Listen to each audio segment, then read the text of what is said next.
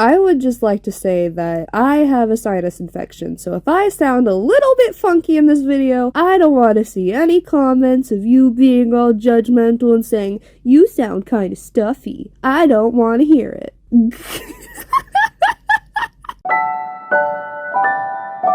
Hello everyone, welcome back to Dippadoodler. Today I'm going to be teaching you, yes you, how to use reference photos. You've probably heard before that either you should or shouldn't use references. My opinion is that you should use them as they help you learn how to draw, and that's the goal here. So I'm going to help you learn how to use them on your own. So first, just find a reference photo. My go-to to find references is Pinterest. I know, how original.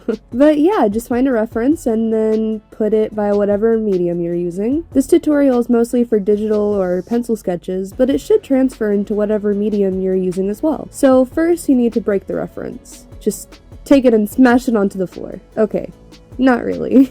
You need to break down the reference into basic shapes. Triangles, squares, circles, just break it down into shapes. If you're having a hard time doing this by just eyeballing it, I'm going to give you a tip that'll make it a lot easier. I want you to take a pencil, or whatever you're using, and I want you to trace the reference. I know, I just told you to do the cardinal sin of tracing. Oh my gods! Well, calm down and listen. You're not tracing over the picture and saying, yep, that's it, I'm done. You're tracing the simple shapes from the drawing and breaking it down. That way, when you go back to do your own drawing, you can look at the new reference and clearly see the simple shapes inside of the overall picture. I don't know about y'all, but I get overwhelmed by complex shapes, so breaking it down in this way makes it much easier to understand.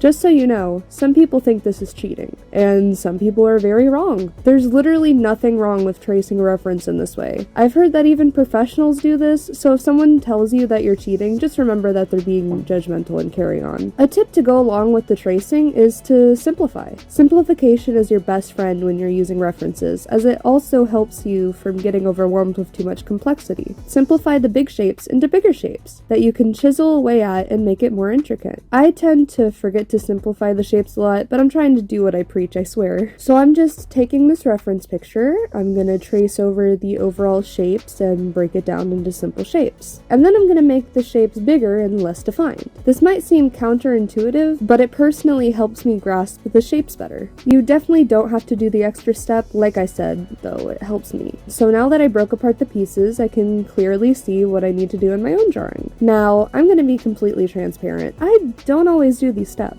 Don't freak out, I promise there's a reason. When you've done art for as long as me, I haven't been doing it that long actually, but let's ignore that, you start to be able to break down the shapes inside your head, and you have no need to trace anymore. Don't feel discouraged if it takes you a while to be able to use your brain to do it. Just keep on tracing until you're able to successfully use a reference without tracing. Also, one more tip before this video ends. When using references, I recommend using more than just one at a time. If you want to do a certain pose, trying to find the same pose at a different angle can help you try to understand the shapes and different perspectives, which will help you in the long run. Of course, you don't have to do this, but I found it to be helpful. Sometimes I'll even act out the pose myself from a different angle, if I can't find it online. Because let's be honest, how easy is it to find a reference photo of the exact same pose from a different angle? Not very. And there you have it. I hope this helped you all understand how to use reference photos, and if you already knew how to use them, which I don't know why you'd stick around for this long, but thank you. I hope this video gave you maybe another tip you didn't know. I just want to be useful. Let me be useful.